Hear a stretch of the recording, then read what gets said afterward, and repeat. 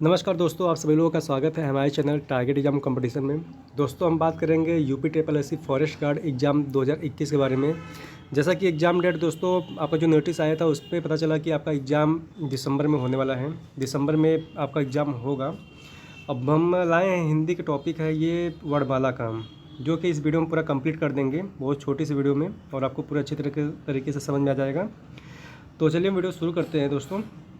अगर आप हमारे चैनल पर नए हैं तो चैनल को सब्सक्राइब कर लें, वीडियो को लाइक कर दें और इस वीडियो को ज़्यादा से ज़्यादा शेयर कर दें। तो देखिए वर्णमाला का चैप्टर दोस्तों है, जैसा कि हिंदी से 80 क्वेश्चन आपके पूछे जाते हैं। आप हिंदी से 80 क्वेश्चन रहता है और रीजनिंग से भी 80 क्वेश्चन रहता है। 60 क्वेश्चन जीके जीएस से रहता है। 200 क्वेश्चन होते हैं, 200 नंबर के होते हैं। आपका जो कट ऑफ है वो 150 के आसपास कट ऑफ जा सकती है। इसलिए आप रीजनिंग और हिंदी पे ज़्यादा फोकस करें, क्योंकि रीजनिंग और हिंदी ऐसा चैप्टर है जहाँ से आपको नंबर ज़्यादा यहाँ से इंक्रीज हो सकते हैं। तो देखिए वर्णमाला शब्द का निर्माण वर्ण धन माला के संयोग से हुआ है, जिसमें वर्ण का शाब्दिक अर्थ है अक्षर, जाति एवं रंग है, तथा माला का अर्थ है समूह। अब जैसा कि यहाँ पे इस प्रकार हम कह सकते हैं कि वर्णों का समूह ही वर्णमाला है। जैसा कि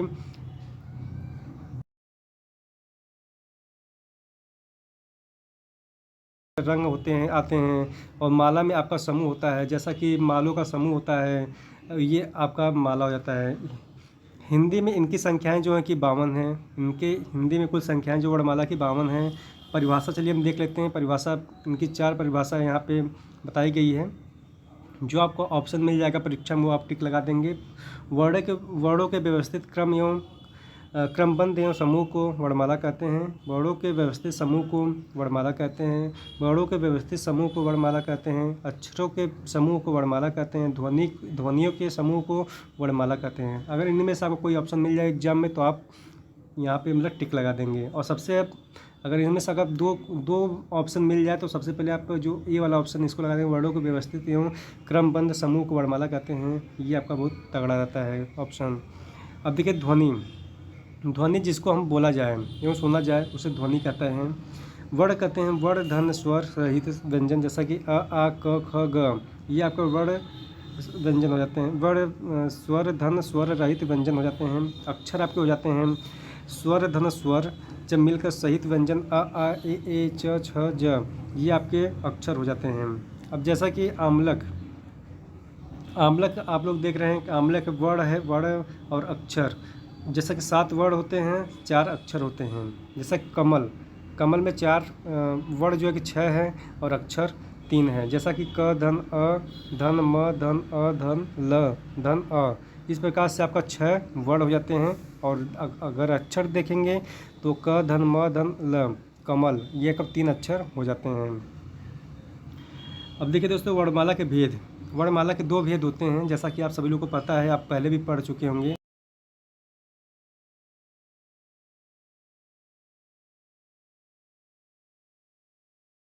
यहाँ पे ऐसी ध्वनियाँ जिनका उच्चारण स्वतः होता है उन्हें स्वर कहते हैं, अथवा ऐसी ध्वनियाँ वर्ण अक्षर जिनके उच्चारण के लिए किसी अन्य ध्वनि वर्ण अक्षर की आवश्यकता नहीं पड़ती है उन्हें स्वर कहते हैं।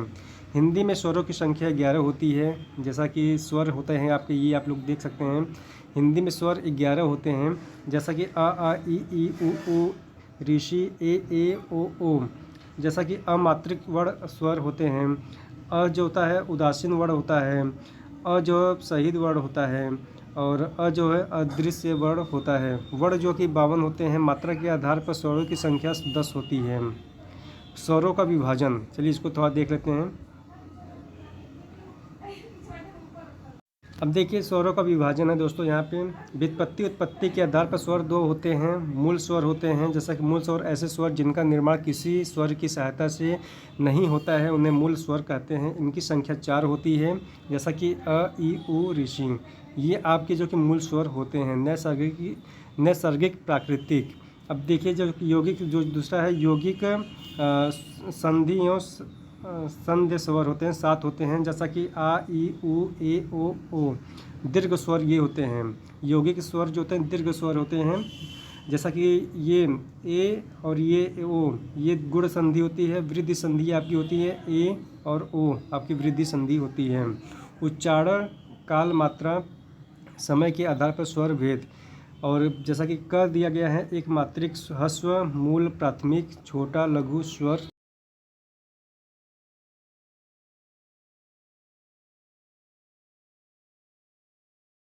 होते हैं, जिनको हम गुरु गुरु बोलते हैं, बड़ा स्वर और दीर्घ भी बोलते हैं। तो ये 7 होते हैं और मूल दीर्घ स्वर 3 होते हैं और संयुक्त दीर्घ स्वर 4 होते हैं, जैसा कि आ, ई, उ। और यहाँ पे संयुक्त स्वर है ए, ओ। ये आपके संयुक्त स्वर हो जाते हैं। प्लुप्त स्वर, और जैसा कि प्लुप्त स्वर इनका सिंबल ये होता है, जैसा कि प्रयोग, इस स्वर का प्रयोग रोने, गाने, चिल्लाने, पुकारने तथा वेदों में किया जाता है। अब देखिए दोस्तों, उच्चारण के स्थान पर स्वर भेद 6 होते हैं, जैसा कि कंठ होता है तालु, मूर्धा, ओष्ठ, कंठ तालु, कष्ट, ओष्ठ। जैसा कि कंठ में हो जाता है आ, कंठ ई, तालु में हो जाता है ऋषि, हो जाता है मूर्धा में, ओष्ठ होता है ओ, कंठ तालु ए, और कष्ट कंठ और ओष्ठ जो होते हैं ओ हो जाते हैं। अब देखिए, जीभ जिह्वा के आधार पर जो स्वर होते हैं वह 3 होते हैं, जैसा कि अग्र होता है मध्य और पश्च स्वर। जैसा अग्र स्वर होता है ई, ए, ऋषि, और मध्य स्वर होता है अ होता है बस, और पश्च स्वर आ, ई, ओ। ये आपके पश्च स्वर होते हैं। ओष्ठ की स्थिति के आधार पर स्वर भेद 2 होते हैं, जैसा कि क होता है वृत्तमुखी, वृत्ताकार, गोलाकार, जैसा कि ओ। और ख जैसा दूसरा है अवृत्ताकार, जैसा कि अगोलाकार स्वर होते हैं ई, ऋषि, ए, ओ।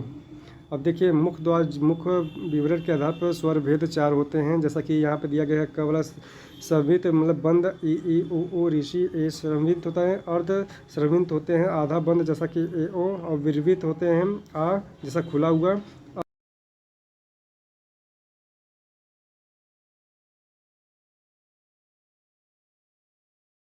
योगवाद 2 होते हैं, जैसा कि ये आपका योगवाद है अंग अह, ये आपका जो है कि अयोगवा होते हैं। नाम दिया गया है, नाम अयोगवा का नाम किसने दिया है, तो आचार्य किशोरी दास वाजपेयी जी ने नाम दिया है। ये दोनों तत्सम रूप होते हैं। अंग जो होते हैं ये आपके तत्सम रूप होते हैं। परिभाषा है, जैसा कि यहाँ पर बोला गया कि ऐसे वर्ण जो न तो स्वर होते हैं न तो व्यंजन होते हैं, बल्कि इनकी सीधे गणना वर्ण में की जाती है। अयोगवा स्वर व्यंजन नहीं होते हैं। अंग अह। अब देखिए दोस्तों, व्यंजन की बात कर लेते हैं। स्वर आपका कंप्लीट हो गया, व्यंजन पे आ गए हैं दोस्तों। अगर वीडियो आपको अच्छी लगे, वीडियो को लाइक कर दें, वीडियो को ज़्यादा शेयर कर दें। चैनल पे नए हैं तो चैनल को भी सब्सक्राइब कर लें। अब देखिए, व्यंजन है परिभाषा है, ऐसे वर्ण जिनका उच्चारण स्वरों की सहायता से होता है उन्हें व्यंजन कहते हैं। और दूसरी परिभाषा है, ऐसे वर्ण जिनमें स्वरों का अभाव होता है उन्हें व्यंजन कहते हैं। व्यंजन के 4 भेद होते हैं, जैसा कि व्यंजन के 4 भेद होते हैं, जैसा कि पहला स्पर्श व्यंजन है। स्पर्श व्यंजन में 25 स्पर्श व्यंजन होते हैं, जैसा कि अभी आपको पता चलेगा कौन कौन से होते हैं। ऐसे वर्ण जिनके उच्चारण के समय कंठ, तालु, मूर्धा, दंत तथा ओष्ठ उच्चारण के स्थान का स्पर्श होता है उन्हें स्पर्श व्यंजन कहते हैं। इनकी संख्या 25 होती है, जैसा कि एक ट्रिक होता है क, च, ट, प। ये आपको जैसा कि क, च, ट, प आप बता रहे हैं। देखिए, कंठ क वर्ग का आ जाता है, क, ख, ग, घ, अंगा, मतलब कंठ वर्ग के हैं ये। अब देखिए, च वर्ग में आ जाता है तालु होता है। तालु जैसे बोलते हैं च, छ, ज, ज, ट वर्ग के जो होते हैं ट, ठ, ड, ढ़, मूर्धा होते हैं। त होते हैं त, थ, द, न, दंत होते हैं। प, फ, ब, भ, म, ओष्ठ होते हैं। अनुनासिक जैसा कि है अंगा, इया, र, न, म, ये मतलब कि जो आपका लास्ट में जो 5वां आता है इन्हें अनुशासिक व्यंजन कहते हैं। अब देखिए, अंतस्थ व्यंजन होते हैं। अंतस्थ व्यंजन 4 होते हैं, जैसा कि य, व, र, ल। ये आपके अंतस्थ व्यंजन है, उत्पत्ति क्रम है ये है। जैसे शब्दकोश है य, र, ल, व। पूर्ण अर्ध स्वर र होता है लुठित, और ल होता है पार्श्विक, व होता है अर्ध स्वर। उसमें संघर्षित 4 होते हैं, जैसा कि स, ख, स, ह। ये होते हैं, जैसा कि यहाँ पे दिया गया है स, ख, स, ह। ऐसे वर्ड जिनके उच्चारण के समय मुखागों में घर्षण होता है उन्हें उसमें संघर्षी व्यंजन कहते हैं। इनकी संख्या 4 होती है। और चौथा है आपका संयुक्त मिश्रित विशिष्ट व्यंजन 4 होते हैं, जैसा कि छत्र, ज्ञ, रेशम। ये आपका जो है कि देख सकते हैं कि ये भी 4 होते हैं, जैसा कि ये ट्रिक बनाया गया है कि ट्रिक क, स, त, र, ज, य, स, र। ये आपको तत्सम रूप होते हैं। ये जो आपके होते हैं ये तत्सम रूप आपके होते हैं। अब देखिए, द्विगुण तारण जात उत्पत्ति। अब देखिए, ड, ढ जो होता है तद्भव होते हैं, जैसे घोड़ा, घड़ी, कपड़ा। ये तारण जात के होते हैं, ये 2 होते हैं। अब देखिए जैसा कि 52 होते हैं, वर्णों की संख्या 52 इस प्रकार है। जैसा कि स्वर आपके 11 होते हैं, अयोग व आपके 2 होते हैं, स्पर्श व्यंजन 25 होते हैं, अंतस्थ व्यंजन 4 होते हैं, उसमें व्यंजन आपके 4 होते हैं, संयुक्त व्यंजन आपके 4 होते हैं और ताड़न जात जो है कि 2 होते हैं। जैसा कि यहाँ पे बताया भी गया है कि अ ओ आपके स्वर हो जाते हैं, अ ओ स्वर हो जाते हैं, अयोग व अंग हो जाता है, क च ट प ये जो कि कंठ तालु मृद्धा दंत ओष्ठ हो जाते हैं, ये आपके स्पर्श व्यंजन हो जाते हैं।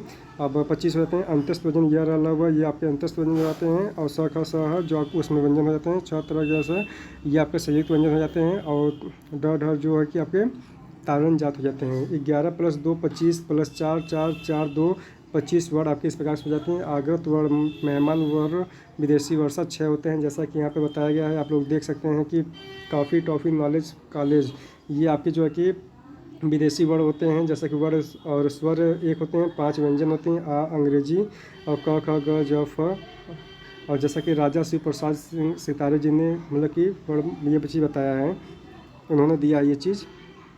देखिए दोस्तों, पाढ़त्व के आधार पर व्यंजनों का वर्गीकरण 2 है। जैसा कि अल्प प्राण, ऐसे प्राण जिनके उच्चारण में कम समय मुख से हवा निकलती है, उन्हें अल्प प्राण कहते हैं।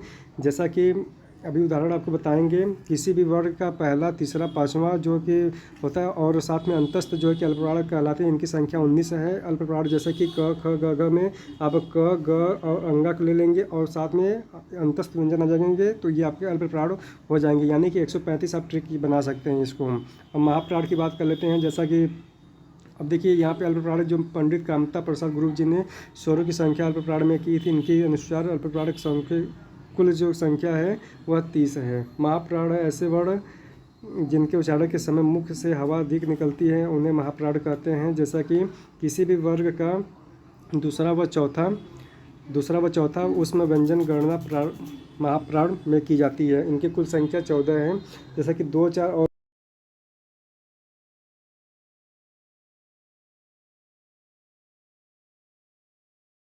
प्राण में हो जाते हैं। घोषत्व के आधार पर वर्गों का वर्गीकरण ये आपके 2 होते हैं दोस्तों। जैसा कि अघोष व्यंजन, ऐसे वर्ण जिनके उच्चारण में स्वर यंत्रियों में कंपन नाम मात्र का होता है, उन्हें अघोष कहते हैं। किसी भी वर्ग का पहला, दूसरा जैसा ख स क अघोष कहलाते हैं। कुल जो कि अघोष होते हैं 13 वर्ड होते हैं। क ख ग घ अंगा में आप लोग देखेंगे तो क ख जो पहला, दूसरा होता है वो अघोष कहलाते हैं। अब देखिए सघोष की बात कर लेते हैं। सघोष ऐसे वर्ण होते हैं जिनके उच्चारण में सम्मुख मुख्य यंत्रियों के कंपन अधिक होता है, उन्हें सघोष कहते हैं। इनकी कुल संख्या 31 है। किसी भी वर्ग का तीसरा, चौथा, पाँचवा अंतस्थ व्यंजन जो कि और ह और र सभी प्रकार का सघोष कहलाते हैं। जैसा कि 3, 4, 5 ह और अंतस्थ व्यंजन और स्वर 31 वर्ण होते हैं। ग घ अंग सघोष कहलाते हैं दोस्तों। अब देखिए वर्गों का उच्चारण स्थान जैसा कि है यहाँ पे दिया गया है। अकु विसर्ग कंठ, आप लोग इसको स्क्रीनशॉट ले लें। अब देखिए जैसा कि यहाँ पे बोला गया है कि अकु विसर्ग इचु यचा और ये ऋतु रसा, तुलसी, उपु, कंठ तालु, कंठोष्ठ, नासिक, दंतोष्ठ, वत्स, ये सब आप स्क्रीनशॉट एक बार ले लीजिए बढ़िया से। और दोस्तों फिर मिलते हैं आपको एक नए वीडियो में। उसमें हम जो कि संधि पूरा कंप्लीट का वीडियो लाएंगे। आप सबसे पहले इस वीडियो को देखें और ज़्यादा से ज़्यादा शेयर करें और कमेंट करके बताएं कि वीडियो कैसी है। और बाकी आपको डेली इसी समय आपको डेली मतलब वीडियो मिलती रहेगी हिंदी की, और रीजनिंग की भी कोशिश करेंगे कि जल्द से जल्द रीजनिंग का भी प्रैक्टिस सेट आपको सामने लेकर आ जाएं दोस्तों हम। तो दोस्तों ये जो कि बहुत इंपॉर्टेंट है, एसएससी जीडी का भी आपको काम आ सकता है, यूपीएससी का काम आ सकता है, मतलब जो भी कंपटीशन का एग्जाम होने वाला है उन सब चीज़ों में आपको ये चैप्टर काम आ सकता है दोस्तों। और अच्छे खासे यहाँ से क्वेश्चन पूछे जाते हैं। तो दोस्तों इस वीडियो को ज़्यादा शेयर कर लीजिए और चैनल को सब्सक्राइब कर लीजिए दोस्तों।